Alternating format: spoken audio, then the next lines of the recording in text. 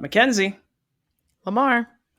we are talking about James and his giant peach today, and I was wondering if you could have what your favorite, it doesn't have to be your favorite fruit, but if you were going to be gifted an enormous sized, oversized, basically all you could eat of one specific fruit for a limited time. It is going to go bad eventually, but what would that fruit be? That's such a good question because it's like, yeah, it's when Thank do you you. get tired of eating it? You know what I mean? Like Hmm. I thought that about this movie too. Like when do they get tired of peach? Um you know what like really what pops to mind instinctively, and now I can't get past, I don't know if this would play out well, but a kiwi.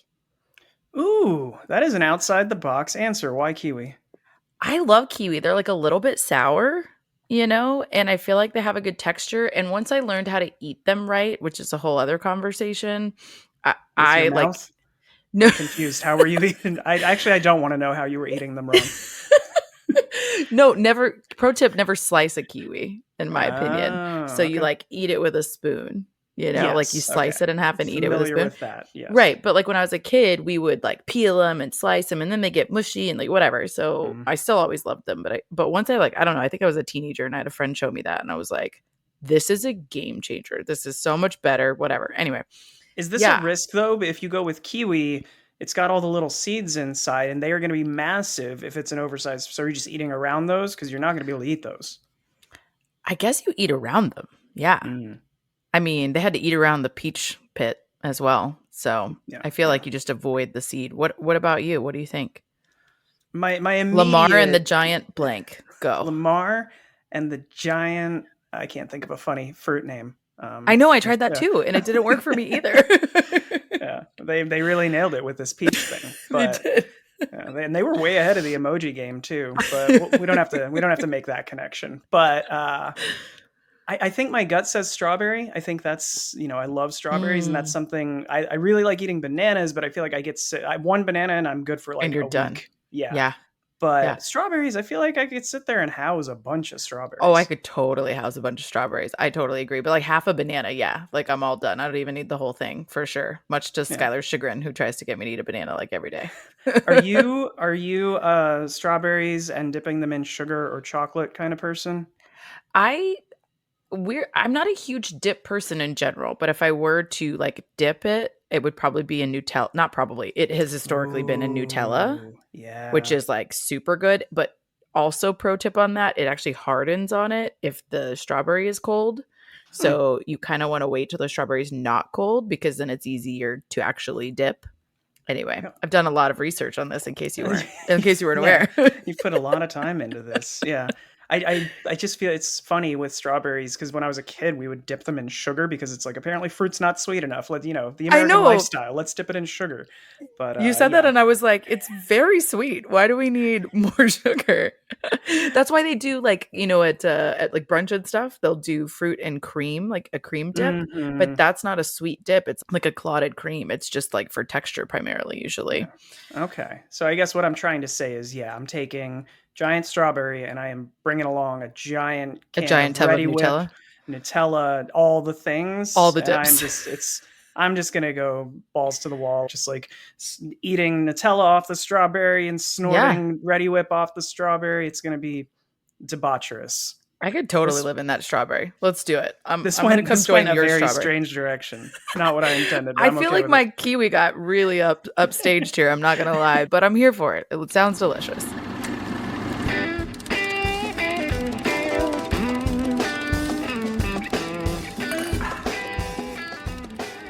Welcome back to We Drink and We Watch Things. I'm Mackenzie. My name's Lamar. Lamar. Lamar. I need the Oh Randy my Newman god. piano score right now. Y'all, he did not prep me for that. Like, I'm not ready. Okay. That was beautiful. So this month, if you didn't know, we're celebrating AniMay, MAY, Mhm. which I'm not going to give the spiel every time. Hopefully, you No, know no what need. our take of anime is. Anyway, moving on. We are continuing with James and the Giant Peach. If you couldn't tell by Lamar's lovely song, that's channeling one Mr. James from Or this the cold film. open. The cold open kind of gave it away too. But That's true. That's true. Yeah. But to be fair, it's still a solid intro to yeah. Mr. James and the Giant Peach. But before we Also, the get into worst song in the movie, for the record. That first song oh, is for like real. horrendous. But Yeah, yeah. we're gonna talk about the songs in this movie because I have a lot of feelings, and I have Mm-hmm. a lot of feelings about awards related to those songs. Anyway, Mm-hmm. but in the meantime, what are we drinking? I know we did different drinks today, so I kept things pretty simple. It's just peach whiskey. I feel like you had to have some peach in this, obviously. So peach whiskey, ginger liqueur, and I topped it off with ginger ale, and we're just gonna call it the Giant Ginger Peach. Yeah, I'm doing a peachy keen, my friend. I called Okay, it the peachy what's in keen. that? It's kind of a peach Bellini, to be fair. It's bubbles and peach liqueur and all that jazz. So, but I don't have any like actual peach right now. So it's just flavors. It's not textured, but it's still delish. Still So counts. Yeah. yeah, cheers. Cheers. And I do apologize. I always try to remember when we podcast to not put a ton of ice cubes in the glass because it definitely gets picked up on the mic. So you're welcome, everyone. Enjoy the episode. I was gonna say they're just gonna have drink jealousy, honestly. So that's fine. But yeah, so we're talking about James the Giant Peach today, which we're going to go over the basics as we are wont to do. What do we think, Lemar? Do we want to do a spoiler free? Because I just feel like everyone's seen this by now. This is almost 30 years old at this point, which is kind of Yeah. depressing, as we always Oh say. my But God. still, it's been out long enough that you should definitely watch it if you haven't. I don't know why, but don't listen to this episode if you've never seen it. Yeah, for sure. All right. Well, this came out in 96 to Lamar's point, almost 30 years ago. Ouch, hurts. And it was, this was a very interesting experience to me. And I think it's a pretty divisive film, as evidenced by the range in ratings. Mm-hmm. So on IMDb, for example, it's a 6.7 out of 10. And then on Rotten Tomatoes, it's 91% by critics, which is very high, as we know, but only 66% by audience, which is still certified fresh, quote unquote. But a big gap there between opinions, I think, overall, between I've critics and got audiences. I've got kind of a theory on that, and I'm sure you have your thoughts as well on why that might be. But because I know a lot of folks who love this movie, and it's one of their favorite animated films, and I think the animation style can be a little divisive. Not a lot of folks love that animation, claymation, whatever they're using in this. I probably should have looked it up before we Stop started. motion Stop animation. motion animation. So, a lot of folks I don't think enjoy that style. And I Yeah. think that the critics probably loved it because visually it's really cool. But I think for the audience experience, I could do without some of the live action components. I think the parts where it's animated are incredible, but we'll get more into that in a second. So I think there's a reason why. What do you think? Yeah, I would tend to agree. And I actually also I forgot that there was I haven't seen this in quite a long time, and I have a lot of nostalgia about this film, and I was like super excited to watch it. And I'm still glad that we did, but I remembered a lot watching it that I Mm-hmm. did not previously when we selected it. So the mix of live action and stop motion was something I totally blanked on, actually, which it made total sense as soon as I started. I was like, oh yeah, that's right, he gets the whatever, all these things happen. But yeah, that was a little jarring. And obviously, visually, those are actually really dark scenes as well. Yeah. So yeah, I think the live action mixed in was kind of a challenge for the Yeah. audience, would be my Yeah. guess as well. So yeah, I would tend to agree with that for sure. But we got a killer cast and crew here, man. Like, and these Yeah. are these are legends for many reasons. But this is another Tim Burton Henry Selick combo, and I say that because like the animation and the concept and the style is Tim Burton, as we talked about previously, in Nightmare Before Christmas. But it's directed yet again by Henry Selick, who same thing directed Night Before Christmas. But a lot of people attribute his direction to Tim Burton. There's not Mm-hmm. not what happened here, but Henry Selick did direct it. And so you can see some subtle differences even, but you can also see the similarities for sure between this and Nightmare Before Christmas, and we'll talk about it kind of throughout. I But think then that's we one of have those things where people sort of it's a common misconception that Tim yeah, Burton directed a lot of these earlier animated films because they put his name on it, Nightmare Before Christmas specifically. And yeah, it's like, no, he didn't direct it. He did a lot of the art behind it and the stories and the concepts. But right. it's weird that his name is above the title when it's not the director of the actual film. And it's extra weird because Henry Selick and Tim Burton came up animating together and they had similar styles, but there is, I think, even in the stop motion actual art of the characters, a distinctive difference where you can see, I think, where Henry Selick begins and Tim Burton ends, Hmm. right? And there are some similarities for sure. So I think their styles get conflated a lot because they are similar, but then there are a handful of keys and cues, I think, as far as like a for example, on a character basis, and we'll dig into this in a little bit more, but like as Mr. Centipede, that style, that physical animation, Mr. Grasshopper, some of those Hmm. characters look very Henry Selick to me Okay. versus like some of these other characters look very Tim Burton. Anyway, like I said, we'll get into it. But then we have a bunch of writers, whole cast and crew of writers here: Carrie Kirkpatrick, Jonathan Roberts, Steve Bloom, and then of course the source material is Roald Dahl. Yeah. So and I think is the most critical. And what's funny too is like even Roald Dahl thought that this was never going to make a good movie, which kind of cracks me up. Yeah, it sat on like the cutting room, not the cutting room floor, but just the script sat there collecting dust for the longest Yeah. time because Roald Dahl was not entirely on board. Yeah, and it actually didn't get the rights didn't get optioned until after he passed. So his wife, Felicity, his widow, actually is the one who optioned the rights. So it didn't get made until after he had passed. And I wonder what he would think of it because he felt like it was a little bit weird as far as source material to be successful. There was a lot Well, I of mean, that thought process. well then based on what you just said and after rewatching it, I'm kind of glad Roald Dahl died. Just putting that out there because otherwise we wouldn't have this great film. Would a gate kept this great movie from us? Yeah, Yeah. exactly. But these writers all did a bunch of. I mean, just to be really quick about it, Kirkpatrick did Charlotte's Web, Spiderwick Chronicles, Chicken Run, a couple of those kinds of things. So definitely still kid, oriented films, children's films, kind of thing. And then we also have Jonathan Roberts. He same thing. He did like Dinosaur. He did some of the Lion Kings, like the middle Lion King 1.5, and like some of those little add-on films, which I always think is Yeah. funny. But he did like Jack Frost and the original Lion King and all that jazz. So a bunch of basically kids film writers here, essentially. I wanted to call out that Kirkpatrick went on to write another adaptation, but he did the screenplay, or at least part of the screenplay for Hitchhiker's Guide to the Galaxy, which That's wasn't, I think, right. as well received, but another sort of zany out there movie, live action with a lot of other special effects and whatnot in there.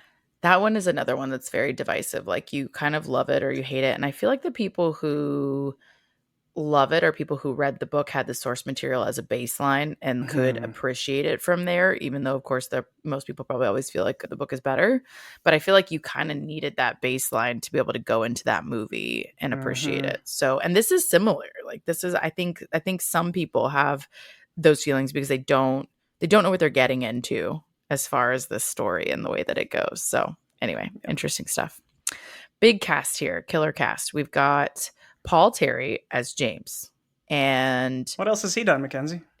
fucking nothing. Like five things, literally. And I was like about to be like, I don't know. We don't have much to say about poor Paul Terry because I think his most recent claim to fame is that he was in a Lady Gaga music video like 10 years ago. So Yeah. he And I think hasn't he only done a has lot. like this is his only movie credit, if I'm Yeah, he's correct. He's got a couple TV roles or cameos, whatever you want to call it, but Lady Gaga, that's his claim to and then fame he's now. got like one straight to video credit, I think, but Okay. it's like voice work. You know what I mean? So he has not done a lot. And I actually feel bummed for him because he was real cute. He was like a cute kid. He was one of those that you would think would become a pretty solid child actor. He was good in the role. He was like able to play emotion well, all these kinds of things. And I think it's the movie itself that makes him, I don't know, maybe typecasted or eliminated for other roles in the future because he just, Could yeah, didn't be. do a I lot. mean, I didn't feel. I thought that his voice acting was pretty damn good. The parts, and I'm going to keep saying this, the parts where the film is animated are incredible, and I think he really shines there, and he has a great voice for that role. But when it is live action, I feel like it's not fair to be like, you're 9 years old, like here's your shot at fame, here's your big chance, kid, and to kind of critique him for his facial expressions, but he's playing it in this combination of a Roald Dahl style character, and this is Disney, yeah, Yeah. officially. So Yeah. and at Disney, so like a live action Disney, these are the kind of kid actors that get cast in these things. So it's not really, as Yeah. like you said, his fault, but this wasn't exactly the best showcase of his talents in the live action component. I mean, I thought it was fine. It didn't stand out to me as being especially bad. I just think that they gave him a really terrible song, like you said. I was like, there was no way for him to do this uh, song well, you know? I mean, just not in, like it wasn't in his register. He sounds it's not a great song to begin with. So, yeah, I feel like that did him a bit of a disservice for sure. But yeah.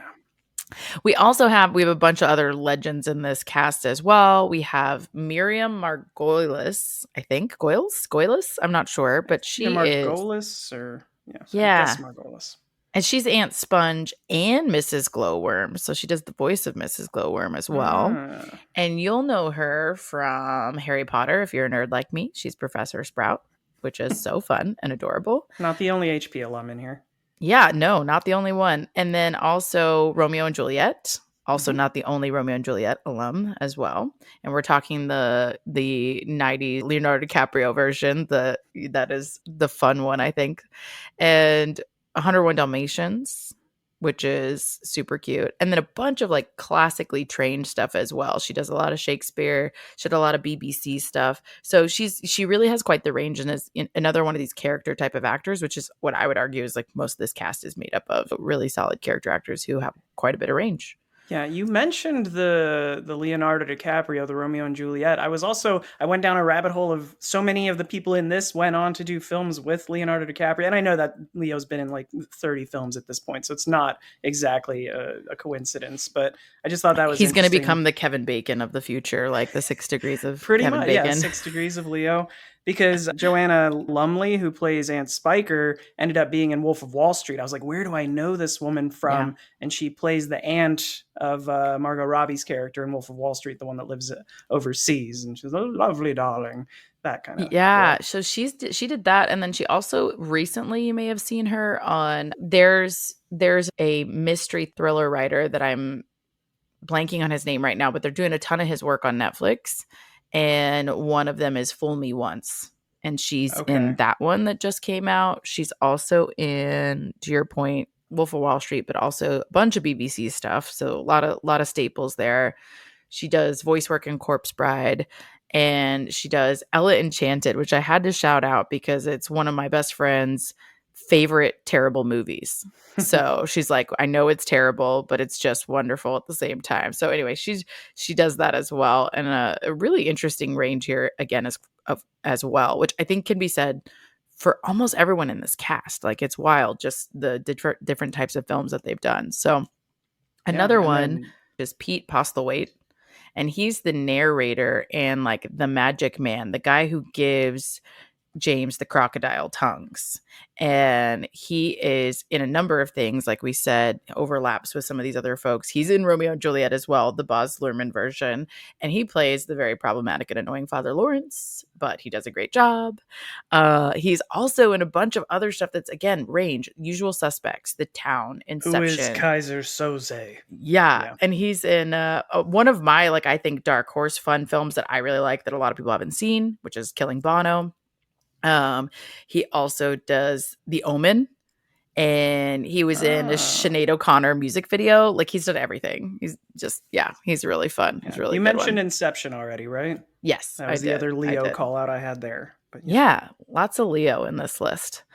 Then we also have the fun animated characters. Simon Callow as Mr. Grasshopper, and you do probably recognize his voice, but for live action stuff, he's in Phantom of the Opera, the more recent remake with Emmy Rossum and Gerard Butler.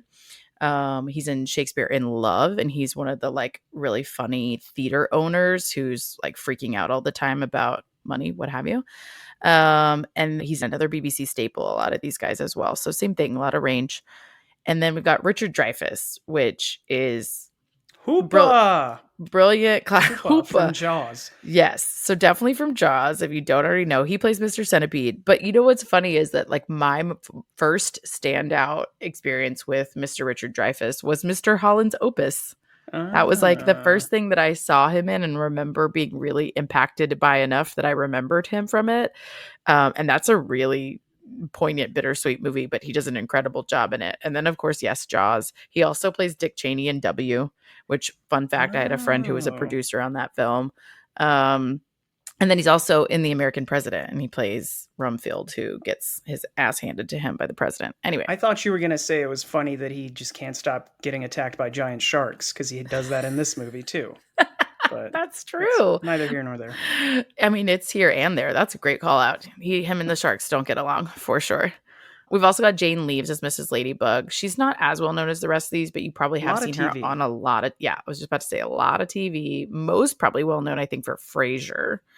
And then Starter Wife, Caroline in the City, a bunch of those types. So TV kind of all around the same time. She has a great voice for this, though. It's very nice. Yeah. She's a sweet ladybug, so it fits. Susan Sarandon, which is, fun fact, took me a second to place her because she's doing Yeah. it with an accent. Mm-hmm. And you're like, wait a minute, I know her voice, but I can't tell through the accent. Mm. But yeah, she's obviously living legend. Thelma and Louise, Dead Men Walking. She does an amazing turn in Stepmom, which I know not a ton of people have seen, but She is really does an good. amazing turn in Rocky Horror Picture Show too. Just as amazing as the one you Amazing. mentioned. Amazing. Ella Enchanted as well. We got some Ella Enchanted overlap, so I had to call it out. And then she's done a ton of voice work, actually, which I didn't realize how much voice work she has done, but she has done a lot. And then more modern film she's been in lately was Arbitrage, was one she did recently, and that was with Richard Gere. That was really good. So anyway, few dark horse things in there as well, but she's just, yeah, really quite a wide range as well. And then we have, you're going to have to help me with the pronunciation of this one, David Thewlis? Thewlis? I would go with Thulis. Thewlis? Yeah. Ugh, I feel so Like disrespectful that because dragon in that other movie we talked about. Thulis. Thewlis. That's probably how he says his own name. Toothless. Right. If What's he your were to name? introduce Thulis? himself, Thewlis. I feel disrespectful because this man is also in Harry Potter and he plays Mr. Professor Lupin, who we love. Mm-hmm. I know him from Big Mouth, where he plays the Shame Oh, Wizard. So controversial oh. series there, but I he was going to does say I've great never voice work seen in that as that, but well. Yeah. I've heard of it, but I've never seen it. That's cool. He's also in Theory of Everything, which is a great film if you haven't seen it. He's in Wonder Woman. I won't spoil it for you who he is. He's also in Enola Holmes. And he's in Legend, which I always think is a fun one. And then last one I'll mention, who's like, he just closes us out at the end. So I feel like we should mention him, is Mike Starr, who you probably do recognize from like 1,000,001 mob and cop films as some sort of muscle in it, basically. Or Dumb and Dumber. Or Dumb and Dumber. That's where, He's in Uncle Buck. Mhm. He plays like a Irish mob guy in Ray Donovan. You see him in a lot of places, is what And I I will think the say. biggest nod to that is that they put him in an episode of The Office, and the episode was literally titled Mafia. And I think the whole plot was them trying to figure out whether he actually was connected or if he That's was just a right. businessman. It makes so much sense. So fitting for him, let's be honest. But let's do a super quick plot summary. We had a huge cast here, so I know that took a while, guys. Sorry, but I think it was worth mentioning. But the plot summary will be super fast, which is an orphan who lives with his two cruel aunts, befriends anthropomorphic bugs who live inside a giant peach, and they embark on a journey to New York City, which I feel like is both accurate and an oversimplification. The story would be so fucked up if the bugs couldn't even talk. It's just like this poor orphan only is friends with bugs. I have a collection of my bugs. It also doesn't say like he changes into anything. Right. Like he can live with them and talk to them. The peach flies. Like nobody mentions any pretty key points here, I think. But this is like a dark comedy horror film or something. He befriends a bunch of bugs. you know, it fits, I suppose, for these filmmakers. We gotta acknowledge as well that the music is done by Randy Newman, who has done a lot of Disney work, but also Pixar work, and is known for kind of the most famous stuff he's done is from Toy Story, and obviously "You Got a Friend in Me" is a hugely famous song from that film, and he won the Oscar for that. He was also nominated for Best Music for this film, which I have mixed feelings about, but I think it was like it was one of those he's so credited and credible across all of his other work that he was nominated, because I don't think this was the strongest showing It's like a personally. pity party award kind of It's kind thing. of like, we know you're great in general. This wasn't your greatest work, but like, we're gonna give you a nod. I don't know. It wasn't my fave, but he did get nominated. And then also I wanted to call out, because this is gonna be something that's relevant for us later, is the same producer as Ferngully. Oh, okay, okay. Well, I mean, So we can talk they're about that. both Disney properties, and so that was. But I don't know about you, but like, I very rarely think of this as Disney. I forgot it was Disney, to be honest. Mm-hmm. It just doesn't have that energy, and surprising that they did another one of these like weirder films. But I guess Nightmare Before Christmas went so well Mm-hmm. that they were like, let's try again. And then last thing I'll mention is that I think the mixed feelings about this film translated to how it performed at the box office, because the budget was 38 million and it did not quite make it. It was Mm. 37.7. So I think people have a lot of feelings about this film. So with all that in mind, like, let's get into it. I don't think we need to Yeah. go plot by plot point. Like we said, you guys have probably seen this and know the overarching summary here. But I think it's that mix of live action that I didn't anticipate that I wanted to start with. Because I think Yeah. it comes in really dark and twisty. I mean, just Mm-hmm. visually very dark, and of course, very sad. And I think that's the thing that's hard to watch happen, because you first see James and his family and kind of this picturesque moment, but still like through this kind of dark lens, weird. And then all of a sudden, this rhino takes his parents, this Yeah. rhino out of the sky and out of the clouds, and takes James's parents and kills them, but they also don't really like say it that way. They're like, took out your parents, whatever. I Um, was very so are we to assume that they were actually just in a car accident and the ants are telling him they were killed by a rhino? See, I think there's a few interpretations of it. I think some people think it's like just some natural causes. It's your normal like car wreck, or Mm-hmm. maybe like because they're so close to the sea, maybe drowning like in on a boat or what have you.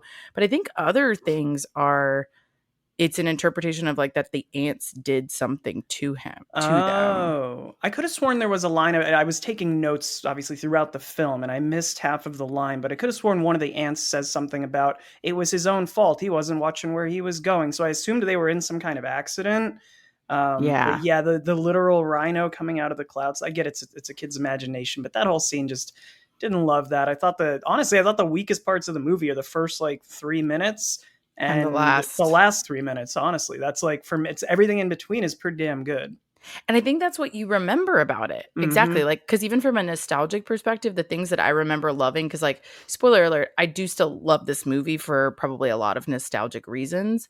But I agree, it's that animated section of it that you're like, this is so cute and Yeah. creative and fun. They have this bonding and this little family that they create that's very sweet and all these things. But yeah, I agree. I didn't love the rhino. I also don't like the rhino's reappearance later. Like, it is symbolic, and I think it's interesting. It's a weird symbol to choose. I do feel like it's a loose thread of, could this be something else? Could this be about his aunts having done something? But I think from the book, if I recall correctly, it was like a rhino that had escaped from the zoo. Like, I think it What a is. way to that's how I wanna go, actually. You get remembered that way. But I did wanna point out that apparently they added the live action that originally wasn't part of the script. They were gonna do the whole thing animated, and they added the live action stuff to save on budget, which seems kinda Inter- crazy to me because they build, that makeshift, terrible looking New York City at the end with just, like, a bunch of yeah. stand-up, cutout kind of things, and it just seems odd that they did it to save budget, but it actually ends up making the film a little bit weaker, despite the awesome performances by the two ants, I Yeah. think, who are like, aside from James and the bugs, like the superstars of this film. They might be my favorite part of the movie, actually. Yeah, I think it's because stop motion is so hard to film, like how many sequences and takes that it takes, that it Yeah. probably did truly save money. But I agree. I think that the sets even aren't strong, like for the Yeah. beginning or the end. And they have an interesting look to them that is, especially at the beginning, I think the house, just like the angles and the colors and some of that is interesting. but I don't think they look super strong or extra well made per se. So yeah, I do think that's the weakest link for sure. But once we get through some of that into the animation, it's of course such a bummer. He gets these great crocodile tongues that are magical and exciting, and then they Which, can we immediately talk drops about them how all. like how Roald Dahl it is that it's okay that a grown ass man just shows up in this kid's yard in the middle of the night and is like, "Here's a bag of things." Oh, I know. It's like it's so Roald Dahl with the kiddo trauma too. That's one of my first Mm-hmm. notes in here is like, man, Roald, did you just like to put the kids in your books and films through the ringer, every time, and then making them always like super self-sufficient or essentially like little Cinderellas, slaves in their own households and things like that. And the terrible ants. And I'm like, why can you be a cool ant? Like ants are cool, Yeah. okay? Like you're giving us a bad name. We do not appreciate it. Um, but they are, to your point, you hate them, but they do a very good job at Yeah. what they're supposed to be. They look horrifying Yeah, the whole time. the I mean, we'll get to the ending, but when they show up in New Oh my York, god, like yeah. the makeup is incredible, the costumes are great, and their performances are stellar. I love the part when they first get the peach and their immediate thing is to make it a tourist Of attraction. course. And I love when the person comes in with the news, I think it's a journalist with like the camera, and they're like, "Oh, take pictures of And us," and they're posing, and yeah, then they go, "No cameras allowed," and so they and sat there and snatch went it through this away. whole thing. Yeah, that was great. Well, it's so funny. Like, they're obviously horrifying looking. I mean, we just can't get around that. They look like skeletons and they do terrible makeup and terrible everything. But I have in my notes literally, the body confidence here is real. Like, I'm very proud of them and their body confidence because, especially, I think it's Sponge is like, I look lovely. Like she just sits there and gives this whole rant about how gorgeous she looks. Her lips, her hair, her everything. And she's on the fuller figured side. And I was like, I gotta give her props for body confidence Yeah, because she's all feeling bodies are herself. beautiful. Yeah. All bodies are beautiful and she is feeling herself. But man, they're the worst other than that for sure. But yeah, once he gets these again crocodile tongues, which also again very Roald Dahl, like the recipe of the magical crocodile tongues is of course really wild and terrible and has all these horrible things, but it's topped with sugar. Don't don't get it twisted. There's It some is a sugar kid's on it. story. It's a It children's story. obviously we're gonna put some sugar in it, so it's fine. But then he immediately loses almost all of them, and they get away, and they make this giant peach, as we know. And I do think that animation transition is the coolest Yes. part, right? Like, so Yes. this peach getting big is very cool, but then once he goes out there to clean up afterward, which another heartbreaking moment, he dresses up to play with the kids, and they're all gone anyway. Yeah. But he goes out there to clean up and then gets in the peach, the last little bitty Mhm. crocodile tongue hops into his bite of peach and he's going up through the hole and he's slowly changing into this animated version of James. And I think that is so cool. And you also get the shadows of like all the other characters inside the peach while he's walking through that. And I just think that's such a great shot. Yeah, there's that's what I really dig about this from an animation perspective is they don't just do I mean, everyone's going to recognize the art style that they're using in here with the stop motion and the look of the film, but they Hmm. go out of their way to make two or three other sequences that don't look exactly in that style, and that's one of them. We'll get to another Yeah. one later, but I love from that point on, it's great. Even when when they do the escape and it sort of rolls down the hill of the real world and then gets to the ocean, that whole sequence is great. It looks awesome. Yeah. And it like the way it wraps the fence Hmm. and and even like the texture of the peach in the animation, like on the outside, feels really real and accurate. And then when they are eating the peach later, and again, feels really real and accurate. Just all these little aspects of the animation that feel really well done and the detail is really incredible, I think.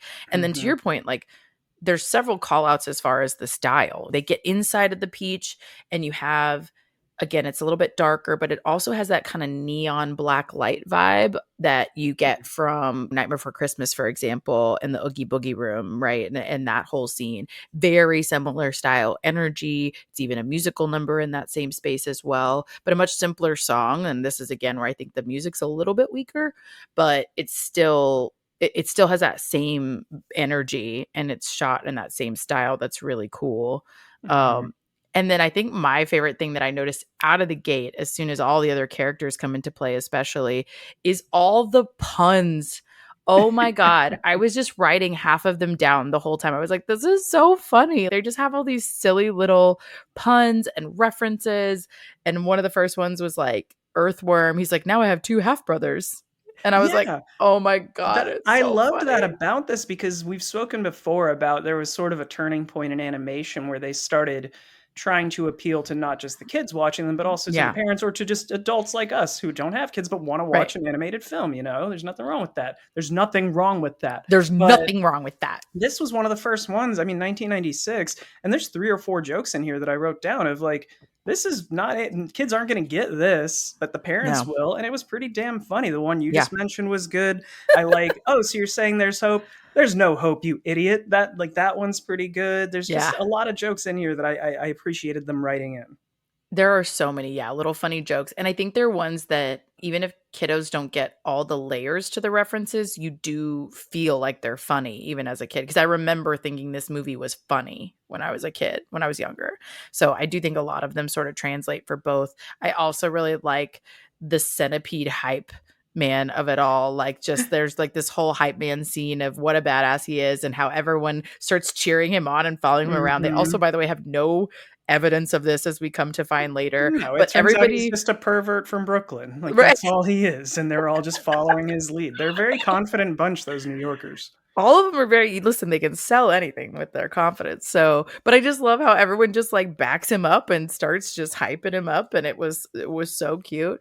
My one thing when this transition first happens, as you mentioned, the shark is coming to get them, Mhm. which is of course this really like mechanical shark, and I it's really love that interesting. design. Yeah, it was a really interesting design that again I kind of forgot about the style and the mechanical nature of it, but also that whole scene. I wonder if you would agree with this. That whole scene, you know what it made me think of weirdly was Poor Mm. Things.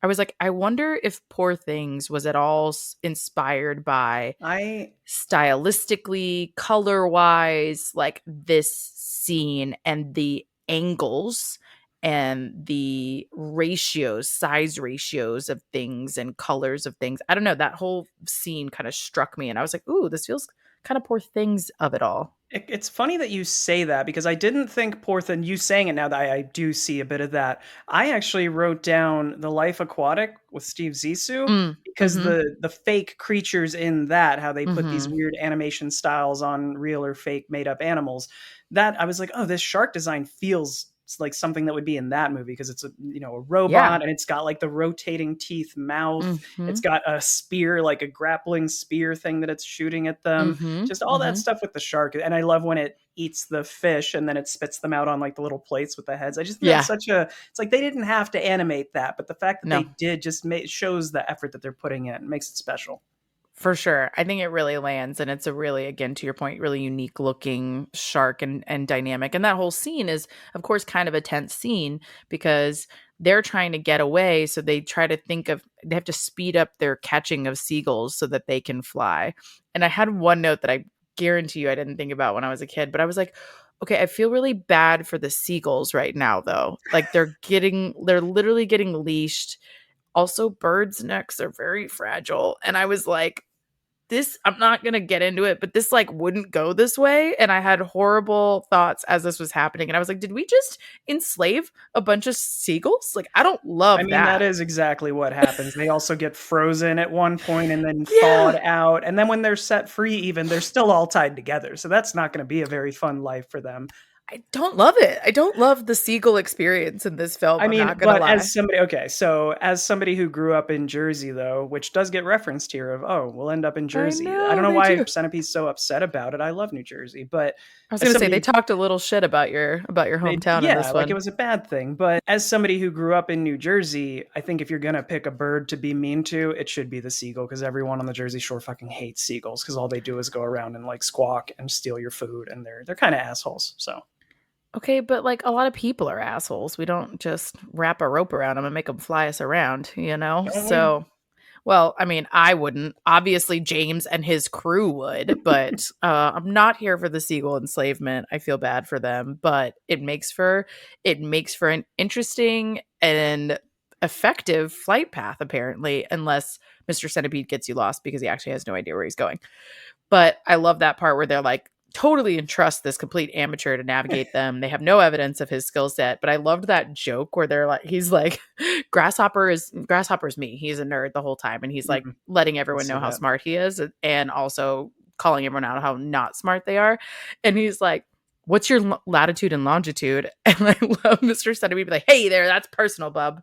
And he's like, back up. And I was just like, just these weird, silly jokes like that just made me literally laugh out loud. Um, but Yeah. once they get lost, even more jokes, like it gets funnier. They get lost. They're up in that northern sea. It's frozen and everything. And he feels the need to make it up to everybody. So he jumps into the ice to go Hmm. apparently find a compass, but On a sunken pirate on ship. a sunken pirate ship that who knows how he knew it was there, but whatever. But I love when he jumps in and Grasshopper's like, he's committed pesticide. I just died laughing. I was like, Oh, these jokes, man, they just keep coming. I'm here for a shitty joke. I love it. yeah, I love the underwater sequence is another one that just looks a little bit different than the Mhm. rest of the film. And there's a little Easter egg here. It's There's super. so You got to many. look so close to see it, but you wouldn't even know it unless you've seen the movie 5 times. But that skeleton looks just like Jack from Nightmare Before Christmas. Guys, So he's not being sarcastic at all when he says that you're totally going to miss this. I did It's miss though, like that's pretty obvious, and this is 3 years after NBC came out. That's the Hot Topic employee in me calling it NBC because that's what we. Yeah. Anyway, wow, wow, wow. sorry, but 3 years later, and I didn't notice, however, that Centipede actually does say it's a skeleton, not a Yeah. skeleton. I didn't know that until He I says went it's back a and rewatched. skeleton. And then Mm-hmm. as soon as he sees the compass, he says jackpot. So it's like a quick Oh, look at sequence. that. That's very, yeah. I love that part. I think that's really funny. And yeah, you don't remember it right then, or I didn't remember it then when I was a kid. But I was like, the callback to Nightmare Before Christmas is hilarious. He even makes the same face, right? Like when Yeah. he reanimates and is trying to stop Centipede from going away, he does his like fierce face that Jack Mm-hmm. does in Nightmare Before Christmas, and they all try to catch him. And this is another scene that feels very Nightmare Before Christmas, and like they're trying to lock him up, and kind of it gives me again Oogie Boogie vibes a little bit, that whole scene. So it's a really fun scene and a fun Easter eggs there for sure. But then he's being tortured by them, and I just love all his puns there too. He's like, I've got a long history of back problems. Get it? He's a centipede. Yeah. And then he's also like, cut me some slack. He's like, he like thinks it's a good thing that this guy's gonna quote cut him some You're aiming a slack. little low. I know. He's like, you're aiming a little low. It's in my notes like 3 times, the puns of it all. So Mm-hmm. I just love that scene, but it feels kind of abruptly resolved. You know what I mean? Like, not just that scene, but just they're lost and they have to redirect and all these things. And they get the compass. And I'm not saying the compass doesn't help, but it's like overnight, we made it to New York. We Yeah, I busted mean, through the clouds it and here we feels are. like, I mean, I've never read the book, but it does. If this were just the movie, I'm like, well, it just feels like another way to add some sort of action sequence, so they're not stuck in Mm-hmm. the peach for the entirety of the Mm-hmm. journey. So you get the shark scene, and then you get this scene, and then they get to New York, and you have the big storm and whatnot. But there was one pun. You keep mentioning puns and puns. I don't know if this is technically a pun, but can we talk about how fucked up it is that James' advice to the earthworm is look at it another way, and he's literally blind? Like, of all the people to say that to, he's like, you should look at it another way. Oh, Fuck you, yeah. James, you insensitive little shit. What an insensitive little shit. But Ladybug screams that at him later when the rhino reappears in the clouds. She's like, remember what Yes. your father said. Try looking at it another way. Which, Hmm. again, this is one of those parts that I'm like with the rhino that I just don't think land. Like, how do you look at this, I don't know, cloud rhino differently? It's very clearly a rhino. So what are we? He doesn't really look at it another way so much as he starts reasserting himself against it and yelling at it and telling it that he's not scared of it and it I doesn't mean, matter. there's something that you and I are both, and clearly anybody who watches this movie likely isn't connecting with that, because they do have the scene at the beginning of the family looking at clouds and saying what they see. So it does make sense that he sees this terrible Yeah. thing in the clouds, but it's like, it would just be nice if we could know what actually happened in some capacity, because it does feel stupid to be like, oh, it's a storm. So were his parents killed in a storm? And he just, when he sees storm Yeah. clouds, he sees a rhino. That I get, but just give us a little bit of clarity, please. Yeah, Old.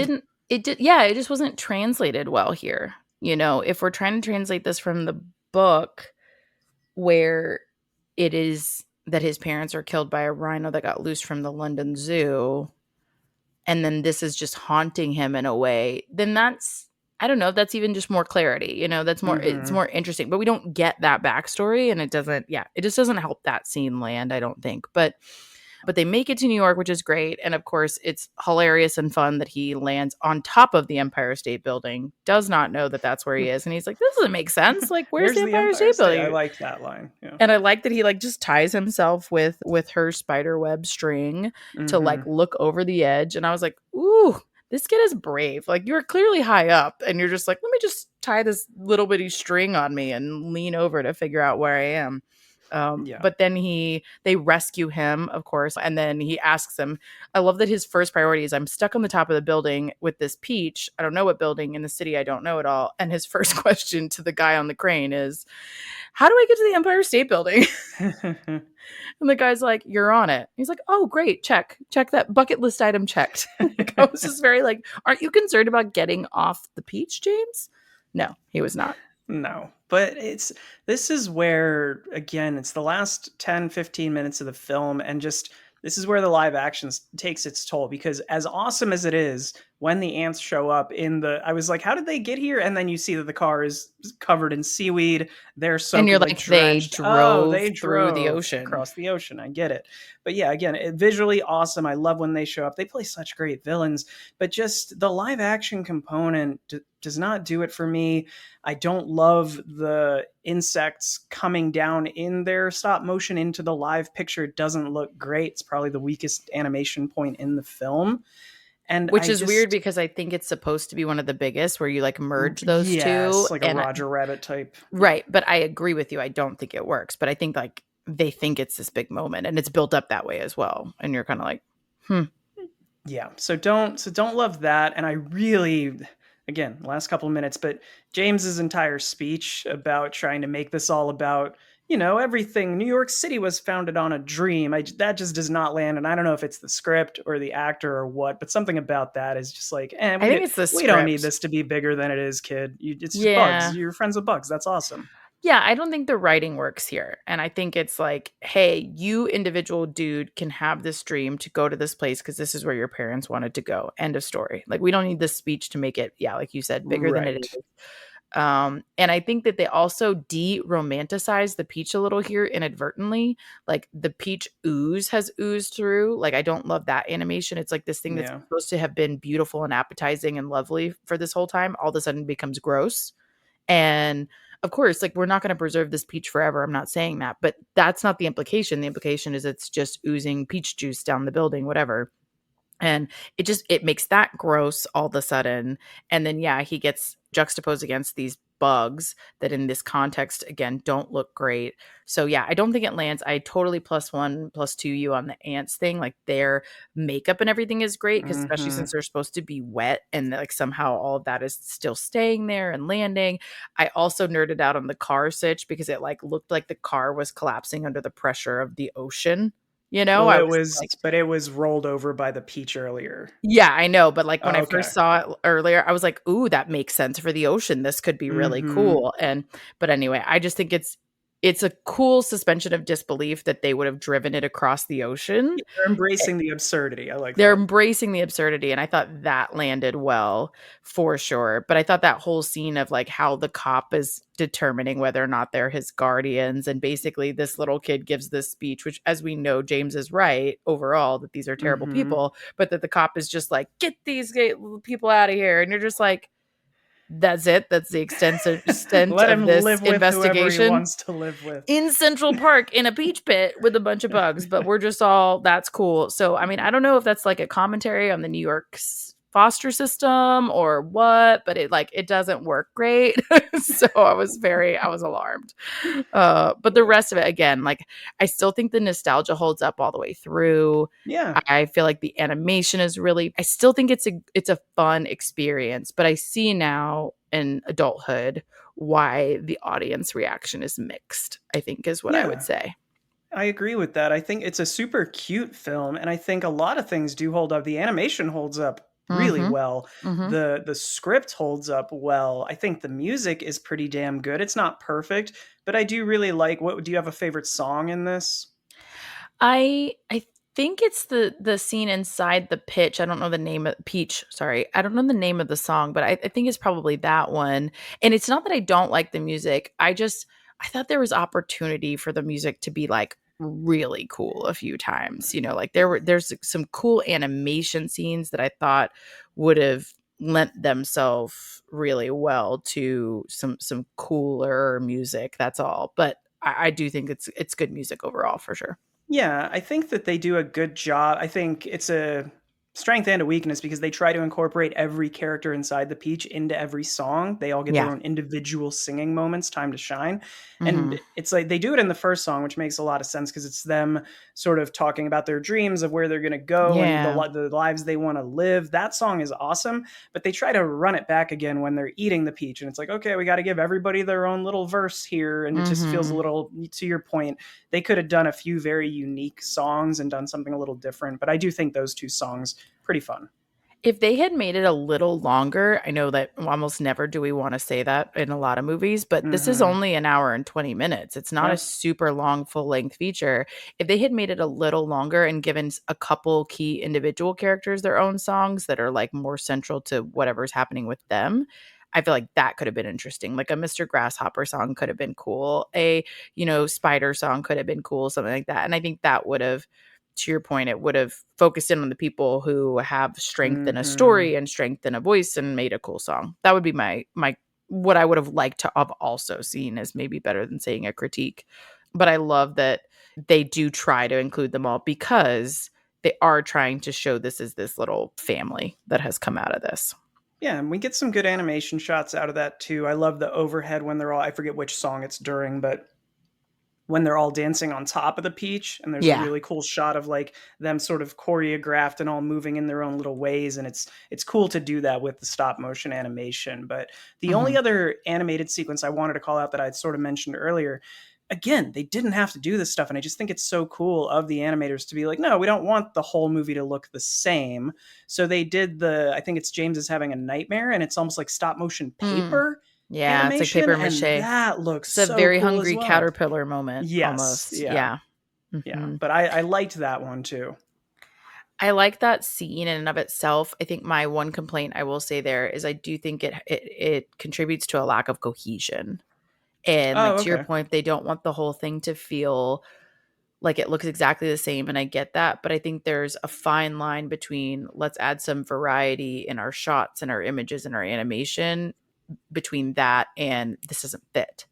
And Yeah. so I would say there's a couple things here, that scene included, that while very cool in their own bubble, don't add to the cohesion of the way the film is shot. And I think that's would be my criticism there. But I do think it's a cool shot. It's a fun Yeah, animated I scene. think that's fair. I would give it a pass just because it takes place in a nightmare dream scenario.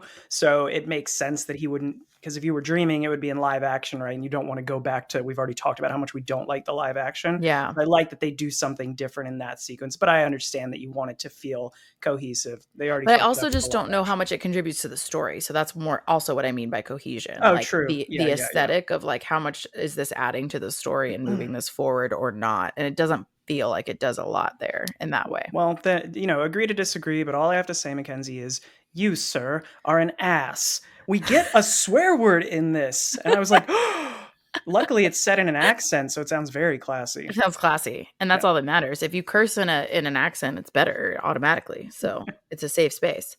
I also have to call out. I know. I mean, I think we've done it justice overall, but I do have to point out the post credit scene.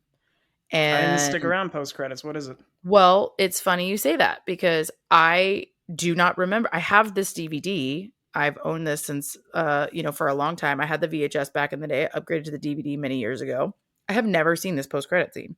I stayed and skipped the credits because I watched it on Disney Channel Plus, whatever. And they have a skip credits button, which is such a great invention, first of all. And then there's a post credit scene that I have never seen before. And I won't spoil it because I don't think a lot of people have seen it. So But I go want to watch it. know, is I it know like, it's just silly. It's something silly. It doesn't contribute to the story, but it's something silly that you will like because of a scene you mentioned in the film that you really like. So I will say go watch that. I don't want to spoil it because we were going to talk about it if you hadn't seen it. I mean, if you had Okay. seen it, but since you haven't, just go skip to the end and watch it. It's kind of fun. Okay. Okay. I'll do some work. Okay. Okay. All right. Well, with all that to say, what's your rating here? What do you think? Um, this is a tough one. If this It was is, just the right? animated parts, if this was just that hour of the film, this would probably be like an 8.5 for me. I think that part is so good, but it's just Mm-hmm. bookended by some not great. I mean, there's good stuff to like there, but there's a lot of stuff to not like in the live action sequences. And I think it really just the script in those parts for some reason is weaker. I think the performances are a little weaker when they can't be masked by just voice acting. So I would say for me, this is like, yeah, like a 7, a 6.5, something. Yeah. Let me be decisive. I will give James and the Giant Peach a 6.5. I think that's my gut. Yeah, I totally agree. I think my thing is I think that the early live action can be somewhat forgiven for its weaknesses, and it also has some strengths there, including performance strengths. Yes. Like the Magic Man and narrator scene is fun and interesting and things like that, and lots of funny things with the showing off of the peach. So I think the opening sequence of live action is stronger, but still an overall weaker part of the film. It's the book end at the end for me that Yeah. really kind of drops off, and I think that's where you lose a lot of people, where it's sure it's cute that he ends in this park in the peach pit and all that, but like that's 10 seconds at the very end that is trying to pick up a really kind of weak live action ending. So I agree. I think I would land at like a 6.5, something Mm-hmm. like that, probably also a 6.5 to account for all the really cool animation in the middle that again totally lands from a nostalgic standpoint, Yeah. from a animation standpoint. Yeah, It's totally so agree. weird that I can think about the entire middle of that film, and I don't think there's a single thing I don't like. I don't think Yeah, anything that I've criticized is in that is in that stretch. section really. No. No, I really like all of that for sure. I totally Yeah. agree. And I think it's cool that Disney did another like quote unquote weird film. Like I like that. I Mm-hmm. think it's a cool kid film and it's creative and imaginative and I like all that about it. It's just I totally agree. Live I action part have is I not the have thing. one other call out from the director Henry Selick, who you already mentioned, did Nightmare Before Christmas, would go on to do Coraline, Wendell and Wild, a lot of these similar quote unquote weird, kind of children's movies. He also directed, and I didn't know this because I played this, but if you're a gamer, he directed a video game called Little Nightmares, which is basically the animation screams this whole the Really? 5 movies I just listed. It's this really sort of dystopian children's world with these weird monster creatures, and it's like this kid trying to escape from them. It's kind Huh. of like a puzzle solver action game, but it's very cute, but also very dark and a little bit scary. And I did not know that Henry Selick was the director of that. So Little Nightmares, if you're a gamer, worth checking out. Interesting. I'm not a big gamer, so I didn't know about that. That's interesting, but I'm sure somebody out there is. Tell us if it's good. Just curious. Love to hear about it. All right. Well, all that to say, I think there are so many things to love about this movie. Definitely give it a watch if you haven't seen it before or seen it in a while. I think it's great. We will not judge you if you fast forward some of the live action, clearly. But thanks for joining us. We would love for you to come back next week for one of my personal faves from my childhood, and I'm super excited to talk about it. Ferngully. Woo, save the rainforest. Save the rainforest. All right, but for now, go have a drink and watch a thing. Cheers. Cheers.